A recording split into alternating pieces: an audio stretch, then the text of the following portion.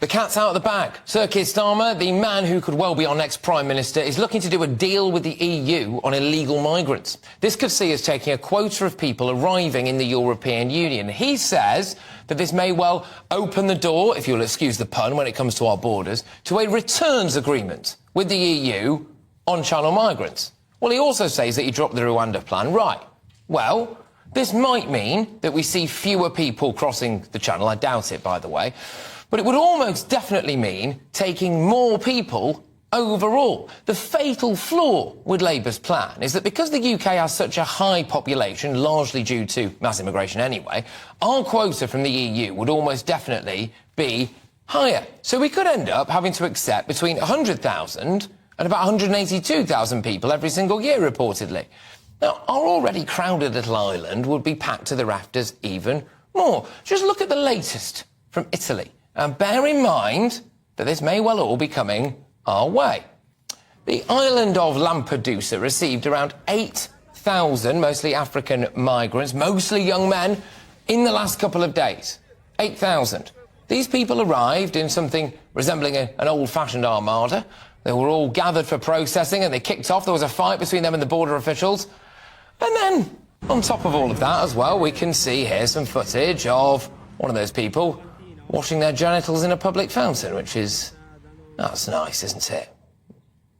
Yeah, OK. Well, now imagine about 180,000 people being picked up from Lampedusa and other parts of Europe and plonked in the UK. Do you think that's OK?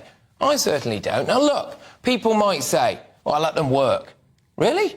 Do a load of those people look like highly skilled doctors, people who would be a net benefit to our country's economy? I'm not sure about that. Now, where are they going to live? And this is the vitally important thing for me. Where are they going to live? We do not have the housing, OK? We do not have the housing. And later on in this show, I'm doing an exclusive from Ealing, which demonstrates just that, the conditions that we are forcing British citizens and legal migrants to live in. It would also end up being another step towards rejoining the European Union, ever closer ties to Europe. What evidence is there to say that this would actually stop the Channel migrant crisis? We would end up, quite possibly, with the worst of both worlds. What this is, in my view, is a capitulation from a man leading a party that I am convinced will eventually come out in favour of an amnesty on illegal migrants, or something very much like it anyway, that does not ideologically oppose open borders and would be quite happy to see us back in the European Union. How on earth could Labour be trusted not to sell Britain, our culture, our way of life, our people, our society, completely down the river? What is happening in the Channel right now is bad. The Tories haven't got a handle on it and it's a shocker. There's no doubt about that. But the solution is not some kind of quota system with the EU that will see vast swathes of the world know that they are guaranteed a place in Britain if they make it to the EU illegally. What about the people we already have here?